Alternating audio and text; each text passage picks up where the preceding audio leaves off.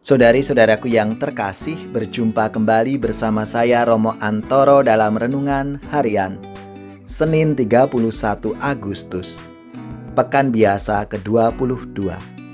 Semoga kita selalu dalam keadaan baik, sehat, dan bersemangat.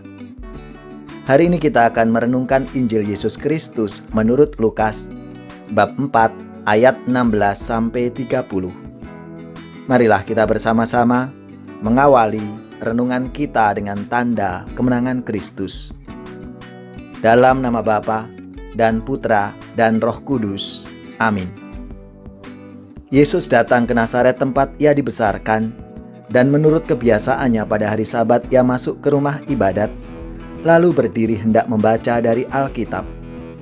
Kepadanya diberikan kitab Nabi Yesaya, dan setelah dibukanya, ia menemukan nas di mana ada tertulis, Roh Tuhan ada padaku, oleh sebab ia telah mengurapi aku untuk menyampaikan kabar baik kepada orang-orang miskin, dan ia telah mengutus aku untuk memberitakan pembebasan kepada orang-orang tawanan dan penglihatan bagi orang-orang buta, untuk membebaskan orang-orang yang tertindas, untuk memberitakan tahun rahmat Tuhan telah datang. Kemudian ia menutup kitab itu, memberikannya kembali kepada pejabat, lalu duduk. Dan mata semua orang dalam rumah ibadat itu tertuju kepadanya. Lalu ia mulai mengajar mereka, katanya, pada hari ini genaplah nas ini sewaktu kamu mendengarnya. Dan semua orang itu membenarkan dia, dan mereka heran akan kata-kata yang indah yang diucapkannya. Lalu kata mereka, bukankah ia ini anak Yusuf? Maka berkatalah ia kepada mereka, tentu kamu akan mengatakan pepatah ini kepadaku, hai tabib, sembuhkanlah dirimu sendiri.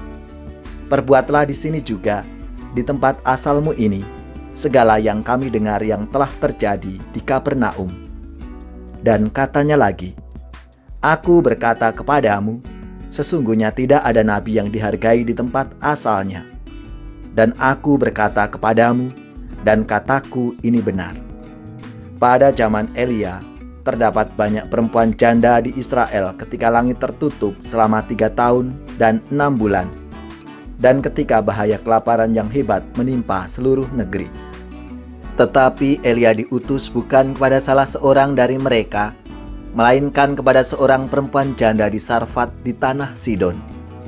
Dan pada zaman Nabi Elisa, banyak orang kusta di Israel, dan tidak ada seorang pun dari mereka yang ditahirkan selain daripada Naaman orang Syria itu. Mendengar itu sangat marahlah semua orang yang di rumah ibadat itu. Mereka bangun, lalu menghalau Yesus keluar kota dan membawa dia ke tebing gunung tempat kota itu terletak untuk melemparkan dia dari tebing itu. Tetapi ia berjalan lewat dari tengah-tengah mereka, lalu pergi. Demikianlah Injil Tuhan, terpujilah Kristus. Saudari-saudaraku yang terkasih, apa kabar semuanya? Semoga di akhir bulan Agustus ini kita semua selalu dalam keadaan baik, sehat, dan tetap bersemangat. Dalam sabda Tuhan hari ini dikisahkan Yesus yang pulang ke kampung halamannya, tempat di mana ia dibesarkan. Maka seperti kebiasaan pada hari Sabat, ia ke rumah ibadat, lalu membaca dari sebuah kutipan Alkitab. Yesus membaca kutipan dari Nabi Yesaya. Roh Tuhan ada padaku, oleh sebab ia telah mengurapi aku untuk menyampaikan kabar baik kepada orang-orang miskin, dan memberitakan pembebasan kepada orang-orang tawanan, penglihatan bagi orang buta, pembebasan bagi orang yang tertindas, dan untuk memberitakan tahun rahmat Tuhan telah datang. Saudari-saudaraku yang terkasih, kata-kata Yesus ini kiranya sungguh luar biasa. Namun kita bisa melihat reaksi para pendengarnya, orang-orang sekampungnya. Mereka mempertanyakan, bukankah ia ini anak Yusuf? Ini sebagai suatu pernyataan bahwa orang-orang itu tahu siapa Yesus dan latar belakang keluarganya. Sehingga ada kesan diragukan, mereka kurang percaya. Saudari-saudaraku yang terkasih, namun itu semua tidak menjadi halangan bagi Yesus. Dengan jiwa dan semangatnya, Yesus tetap menyampaikan kabar baik itu kepada siapapun, dan semua orang mempunyai hak untuk menerima kabar sukacita yang disampaikan oleh Yesus, karena tahun rahmat Tuhan telah datang. Saudari-saudaraku yang terkasih, melalui sabda Tuhan hari ini, kita semua diingatkan dan disadarkan bahwa dalam kehidupan kita sebagai murid-murid Yesus ini, kita semua punya tugas perutusan untuk menyampaikan kabar sukacita, kabar gembira, keselamatan kepada orang-orang yang kita jumpai dalam kehidupan kita. Meskipun tidak mudah, pasti akan mengalami berbagai tantangan-tantangan dan tentangan-tentangan seperti yang dialami oleh Yesus sendiri di kampung halamannya. Tidak semua orang bisa menerima. Saudari-saudaraku yang terkasih, marilah kita mohon rahmat Tuhan seperti yang telah disampaikan oleh Yesus. Roh Tuhan ada padaku, oleh sebab Ia telah mengurapi aku untuk menyampaikan kabar baik kepada semua orang.